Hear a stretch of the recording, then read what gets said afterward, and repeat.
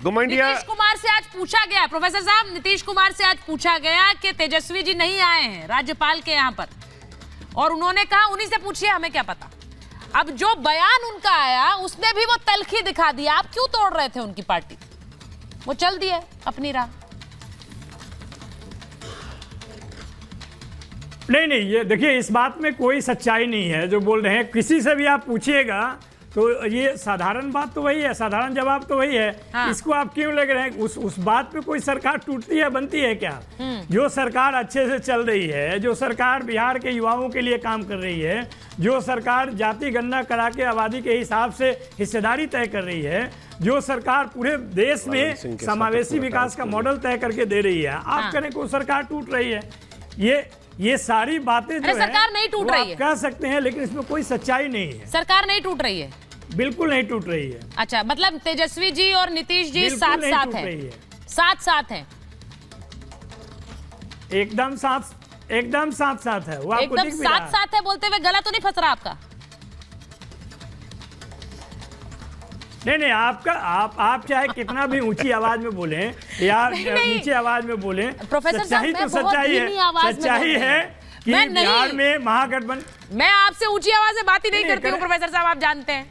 मैं सिर्फ ये पूछ रही हूँ कि बिहार में अगर कुछ नहीं हो रहा होता तो इतना हल्ला नहीं होता है सर। ये बताइए जरा, बिना आग के धुआं कहाँ होता है? वो भी जब नीतीश जी बिहार होंगे और वो प्लान करेंगे। बिहार में सरकार चल रही है, यही सबसे बड़ी समस्या है भाजपा के लिए।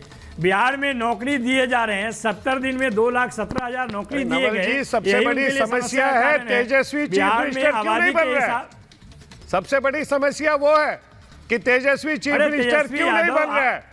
सबसे बड़ी समस्या यही है। आज भी डिप्टी सीएम है। सबसे बड़ी समस्या यही है। जब लालू जी ने पहली मीटिंग में राहुल बाबा को बोला था आप दुल्हा बनिए, हम सब बाराती साथ में है, आपको क्या नीतीश जी बच्चा लग रहे हैं? आप पहली मीटिंग से ही खेलना स्टार्ट कर दिए। आप पहली मीटिंग से ही खेलना स्टार्ट कर दिए। मीटिंग में खुलकर बोल रहे हैं राहुल जी आप दुल्हा बनिए, बाराती हम सब तैयार है।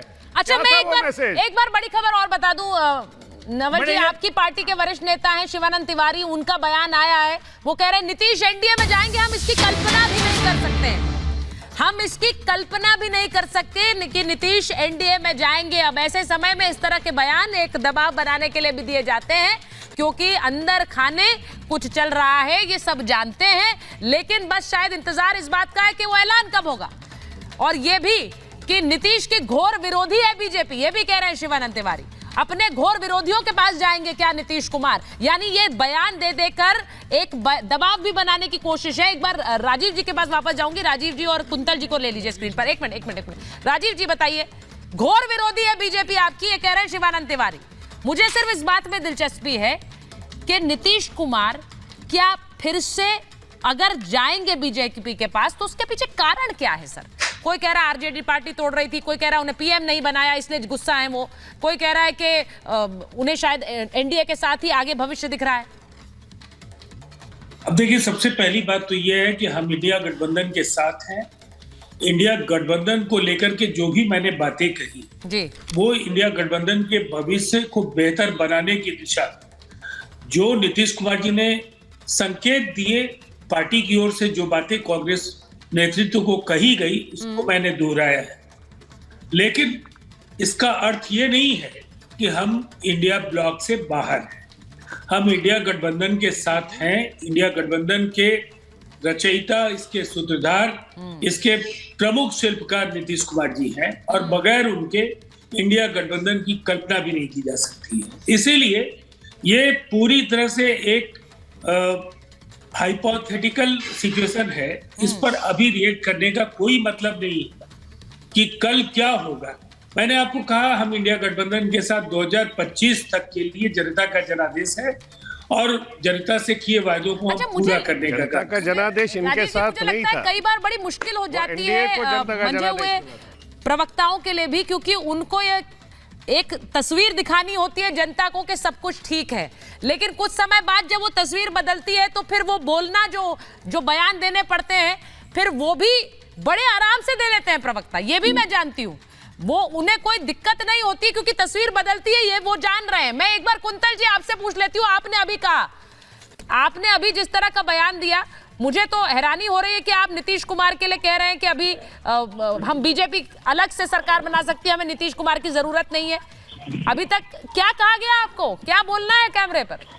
सुचरिता जी, भारतीय जनता पार्टी बहुत स्पष्ट शब्दों में अपने मत को रख रही है। अगला मुख्यमंत्री भारतीय जनता पार्टी का ही होगा। बिहार में भारतीय जनता पार्टी के नेतृत्व वाली सरकार ही बनेगी। बिहार को सुशासन की जरूरत है, बिहार को विकास की जरूरत है, और वो तभी संभव होगा जब भारतीय जनता पार्टी का अपना मुख्यमंत्री होगा और भारतीय जनता पार्टी के नेतृत्व वाली सरकार होगी। नीतीश कुमार जी से हमें परेशानी है, हमें विरोध है नीतीश कुमार जी से। नीतीश कुमार जी ने बिहार को फिर से जंगल राज में तब्दील कर दिया। ये नीतीश कुमार जी के ही कारण हुआ कि बिहार में लालू जी और उनका परिवार फिर से सत्ता में आ गया। और लालू जी और उनके परिवार के सत्ता में आने का मतलब होता है माफिया राज, जंगल राज, गुंडा राज, कुशासन। अब मैं थोड़ा सा, मैं हर्षवर्धन जी थोड़ा सा कंफ्यूज हो रही कुंतल जी की बात से।